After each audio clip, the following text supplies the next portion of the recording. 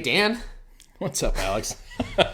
This is becoming an all too frequent occurrence. It is, but isn't it great? Having you over here to play games once a week is fabulous. It's awesome. So, we're back. Last week was great, and I have to say my favorite part of the pairings that we did was the fact that I could use accents the entire night. As obnoxious as it probably was to everybody else. Yeah, I think your wife came out a few times and said, stop talking like a pirate. It's the best. Always sixes. And it wasn't only directed at him. We all got into it. Well, we're done and out of Jamaica and the Bahamas. We, parasailed down, parachuted down. We've, won the races. It's time to get serious. It's time to grow up a bit. Okay. Yeah, so this is becoming...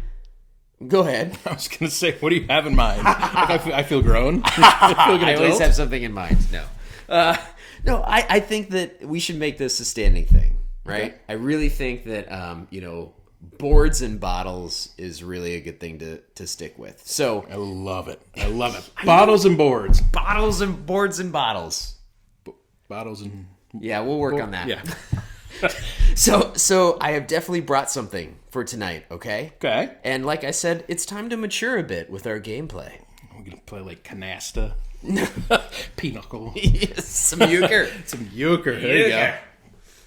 Viticulture. Oh, yes. Okay. That's a little classy. I think so. I mean, the game says it exactly. You make wine. It's as simple as that. You make wine. Okay. Who doesn't like a game about making wine? I found this on the web. Did you, Siri? Even Siri wants to get in on this. She's like, I can't find anybody that doesn't like making wine. I know nothing about making wine. Neither do I. I know it involves feet. But after playing this game, I know a lot about it. Okay. Right? Because it's all about like buying and getting the vines and planting them, right? And harvesting Specific grapes. Yes, and then exactly, and planting them in your fields, and then you get to, obviously harvest them, you bottle your wine, you age your wine, you give tours, you invite guests, you fulfill wine orders. There's so much you can do here. Yes, I You agree. build structures. I feel like I know how to make wine, and I've only played this game like 15 times. And I've only drank wine maybe 15 times. Perfect. So, in getting ready for tonight's game night, obviously, this is a 2 to 6 player game, and it really, Board Game Geek says good for 3 to 4 at least, right? Sure. Players, and I strongly believe that because I played this with 2 people the other night, and Okay. I'm sorry, one of them was not you, Dan. and I have to say, I really liked it when it's higher numbers. Okay. Because with 2, like there are 4 seasons in this game, and it starts like with spring, and you're figuring out who gets to play first and what the player order is going to be for the next 3 Right. seasons. And so for me, when you're playing with 2 people, it's like one person goes low or high, whichever way it goes. The other person can just really choose what resource they want. It's not as exciting as when That you're makes doing sense. 3 and 4. And sometimes a person does one move, you're going to have an open move. So Yeah. you're like, I can have one of 2 plays. But sometimes when you have 3 and 4, it really starts to complicate because you're the like, spot you need Yes! is going to be gone when it gets It's to going you. to be gone. Yeah. I hear you. Anyways, so we're going to play Viticulture, but we need a pairing for this. What do you think would pair well with Viticulture, Dan? Thinking tequila. Yes! Tequila! No, not tequila. I was thinking hard about this, and the first thing that came to my mind was beer. Okay. But then I got past that, and then I thought whiskey. Sure. And I got past that. And obviously, when you play Viticulture, you have to have wine. But not just any wine. Because this Viticulture has a lot of expansions. Like the other games we mentioned. A lot of expansions, a lot of promos, exciting things, especially over the last decade since the game's been out, right? It's 2013. And Tuscany is one of the biggest ones. Right. So, I thought we'd have a little Tuscan wine. Oh, okay. Ooh, look at us being so cultured. And look at these red wine goblets. My goodness. Oh, yeah. I'm usually a savage and I drink in a white wine glass because I don't need that much red wine, but, ooh, wait a second. Oh, Let's yeah. try that again. Oh, that's beautiful. It's a great sound. It is. So I have a little... Ooh. Little vino. I'll let you pour your own. Go crazy. So, this is Bellini. Oh, what do we have? Mona Lisa on the bottle. There we go. Yeah, exactly. Looks super fancy. It's the Rosso del Carlo. I bet this thing cost a fortune, too. It cost a whole $7. Really? I'm not even joking. Oh, no. Yeah. You're serving me cheap wine, so... Exactly. This stuff's got to be terrible. Actually, it might be terrible. But listen. Enjoy. So it's made with a Sangiovese grape. Actually, that's really good. I know. Sangiovese, I believe, stands for like blood of Jupiter, right? That color. And some people think that the grape dates back to the Roman Empire times. So that's pretty exciting. Yeah. But it also is kind of like the hardworking grape of that whole Chianti region because it's in Chianti. It's in tons of the blends, just like this one. And it's in Brunello, which a lot of people will know is very high-end. I've heard you talking about that one. Brunello. So it's molto bene, as they say. Very good wine. So I don't have an Italian bone in my body, but it is very exciting. So I thought Tuscany, viticulture, a little bit of vino. We're ready for game night. Exactly. So let me just ask you something, because again, questions are not allowed. Oh, sorry. No, I'm kidding. Go ahead. I'll put it in the comments section. No, so like I know nothing about wine. I've bought a bottle of wine to bring to dinner when I don't want to come empty-handed or look like a fool. Sure. I wouldn't stop and get a $7 bottle. To me, I'm like, oh, no. I need something $15, $20, $30. Like, that's what I need to bring. Because that's the good stuff, right?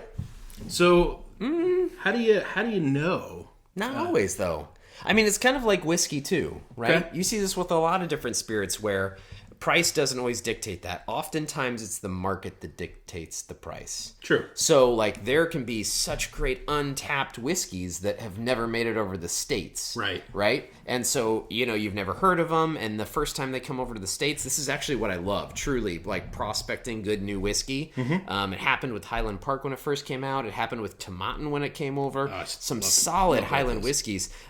Nobody knew much about them when they first came out. I bought a ton of bottles, and then they skyrocketed in price. Mm-hmm. It's the same thing that happens with wine and everything else. It's about the market. It's about how saturated it is in the market, how well known the name is. You get some names out there and people just stick to them and they drive the price straight up. Yep. So I really think that, find your $7 vino, especially if you've never heard of it. If it's new to you, try it out because, it could knock your socks off. Very cool. This one for me is okay. It tastes like it's a $7 bottle of wine to me. To me, it doesn't. But I don't know those notes I'm looking for either. So to me, this is like totally non-offensive, and to me that means it's good wine. With whiskey, I know some people do that with whiskey too, and they say it's smooth.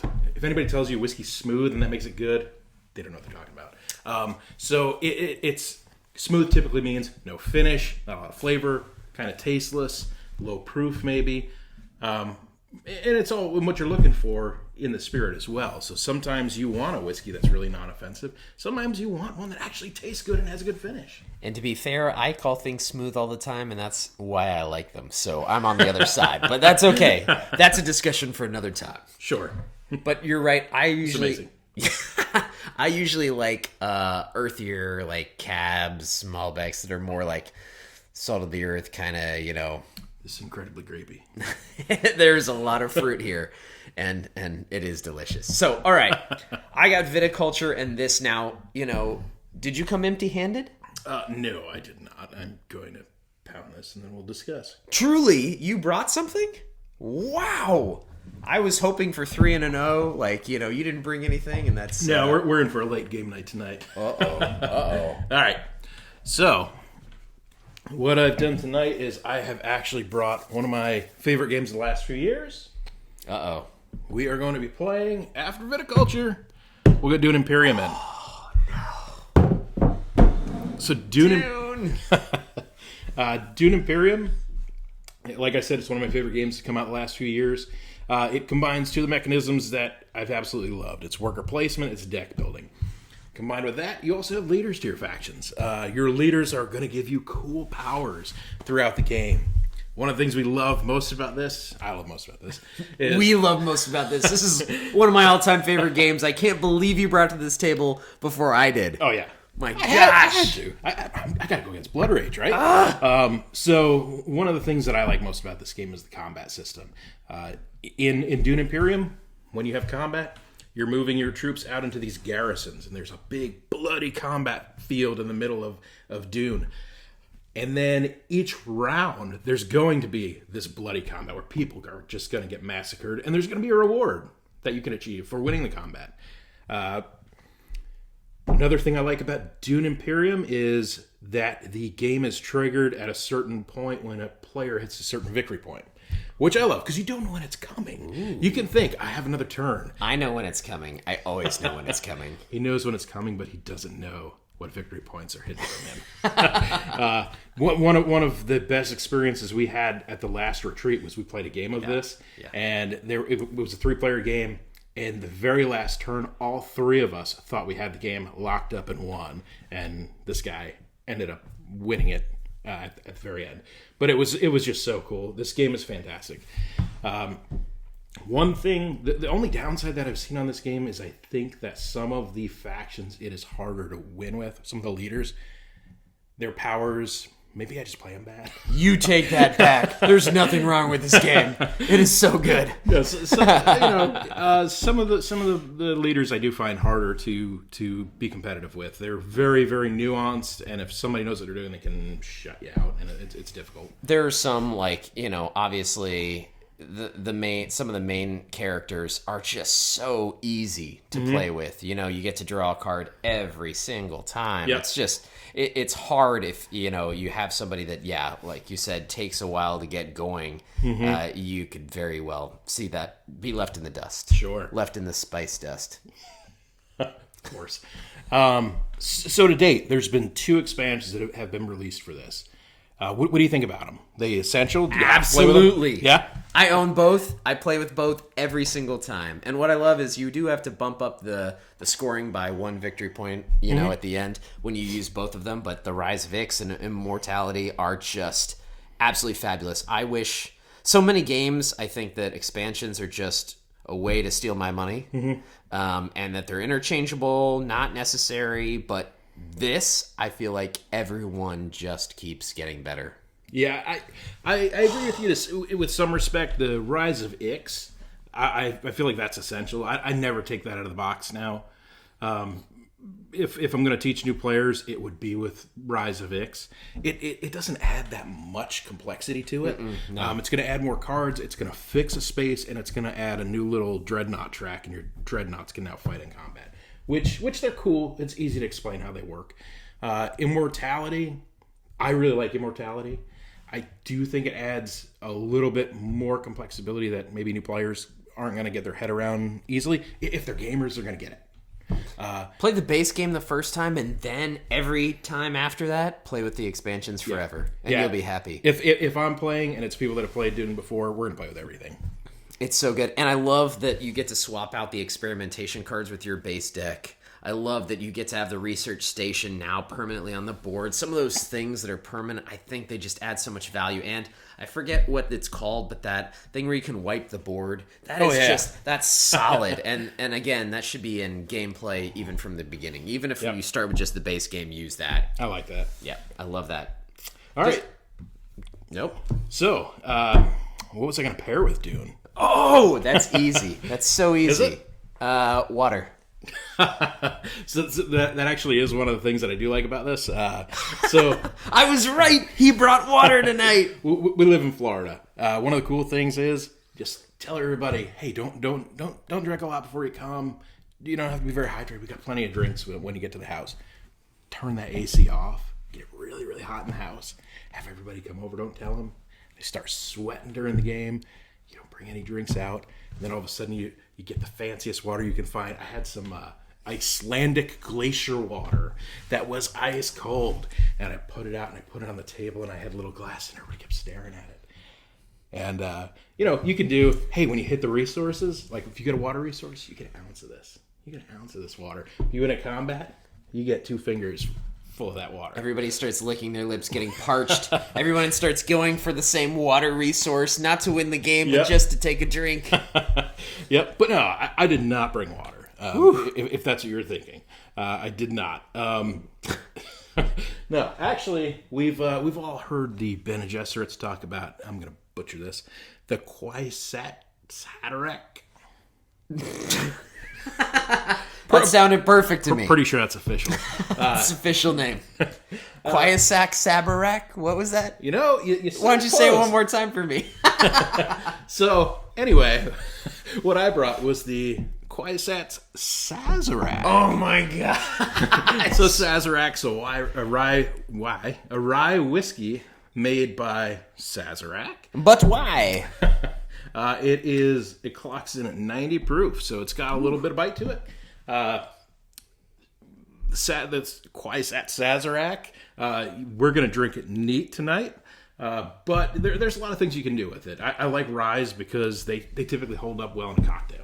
So you can do a Manhattan with this. You can do an old fashioned, and there actually is a Sazerac drink if absinthe is your thing and you want to get really trippy on game night.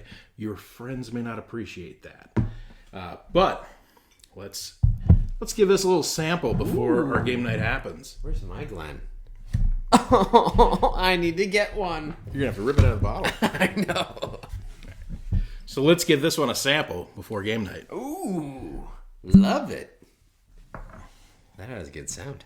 That did. So, by any chance, is this matured in Sand? Sangiovese casks or anything? No, this is just your straight up rye whiskey. It's pretty tasty stuff. That's dark. It is. And what would you typify that color as there, Dan? like caramel colored. Yeah, I agree. Yeah. Thanks for bringing this over. No problem. Genius idea. Yeah, and so ryes are pretty unique to me. There's some ryes I think are fantastic. Sazerac is one that I really like. Some are just there's a mint flavor that comes through in some of the rye, and I just can't stand it. To me, mint is such an overpowering flavor, and I can't do it. But Sazerac is like really great brown sugar and caramel that comes through. Now and all I can taste is mint. You're in my head. To me, this isn't mint. It's crisp. It's crisp. So we were fortunate enough to try the Sazerac 18 not too long ago, the Buffalo Trace Antique Collection. And to me, that one got so oaky and so minty. I like this better. And the Thomas Handy, we tried that as well. Yes. That's basically, my understanding of it is it's this Sazerac with a little more age on it, and it's at barrel strength. And to me, the Thomas Handy blows the Sazerac 18 out of water. That is not a popular opinion, but that's the truth. As heard from Dan. As heard from me. So you know, another thing, if drinking water's not your thing, if drinking booze isn't your thing, that's a great thing. I mean, in Dune, there's worms all over the place. Get a couple gummy worms. Throw them in somebody's apple juice. You know, play with the family. Let them play worms. Get the spice cabinet out. Just blow spice in people's face. That's why you're not allowed back at my house. I know. There's a reason why we're always here. It's true. Mistakes have been made. So I mean, and if Dune is not your jam either, but this type of game does sound a little intriguing. Lost Ruins of Arnak is another one that came out about the same time. Fantastic game, kind of Indiana Jones vibes. No combat to it though. There's another one, Thunderstone Quest. To me, that has a similar feel. And there's one that I'm learning right now that'll be coming up for another game night soon called Endless Winter, which definitely also gives some worker placement deck building vibes. So I have to say that I love this game. I mean, truly, I think I played this game and a couple others. It's definitely in the top 5 I've ever played as far as play-wise. Playability, I love the replayability on it. I just wish they came out with another expansion. I'm talking to you, Direwolf Legendary Games. You need to come out with an expansion that brings us to 5 to 6 players, because the only times we get to play this is when people don't show up for game night. Yep. It's like Oh, wait. 2 people aren't coming? We have 4 person game night? Let's get out Dune. Let's get out some of these games. Yep. So if they could... And we'll have to figure this out. If they can't, undoubtedly I'm going to figure this out in the next year. Yep. Make it into 5 players. You guys make solo versions of games. You should make 6-player versions of games. I'm just saying. Yeah. The app is the other great part of that game, right? Yeah, you can play it 1 player. It's fun. All right, so we started this last time. We talked about ranking our pairings here. So, I mean, mine is a little basic, I have to say. Tonight, with what you brought in, you brought the Juggernaut 1-2 punch here, and I came a little basic. So, basic's good though. I mean, basic's good. That's a thematic. Good. That's a thematic evening. So, so far we've got Blood Rage. Mm-hmm. I have to say, I still feel that's the number 1. Yeah, as much as I hate to say it, neither of these can touch that amazing game and amazing whiskey combo. But I feel like Dune has got to be number 2, especially with your Curaçao Sazerac mix, play on words. He thought I said it wrong. Absolutely. What did I say? I absolutely love that pairing. I absolutely love the game. I think that's phenomenal. And you're right. There's so much you can do with other pairings to it. You brought up some great points. Yeah, to me, this is a solid number 2. The question, I think, next. So in our ranking, how far does viticulture and the wine fall? So in our ranking last week, we had Jamaica and Red Stripe as number 2. They're now down to number 3. Yeah. Viticulture and Bahamas. Viticulture and what's this called? Bellini. So Viticulture and Bellini or Jamaica Bellini. Bellini. Molto bene. Just because I say it better doesn't mean that it's going to be better. So, so what do you think, Jamaica or Viticulture? I think Jamaica has to take a back seat. That's my opinion. Yeah. I don't know. What do you think? But Viticulture is 3rd? I love Viticulture as a game. Like I said, do. I don't get Jamaica to the table enough just because it feels almost a little bit like a family game to me sometimes. Mm-hmm. Even though it plays more people, Viticulture is so exciting, expansions-wise, and when you pair a wine with it, it just gives you the full experience. Cool. I buy it. I still like that Jamaica and Red Stripe pairing, but I'm with you. I'll allow it. All right, so I think from here on out, we got to do boards and bottles. Right. Yeah, let's make it official. Bottles and boards. Okay. All right, Hit me with your slogan, Dan. So just remember to game hard, drink responsibly. Cheers. Cheers.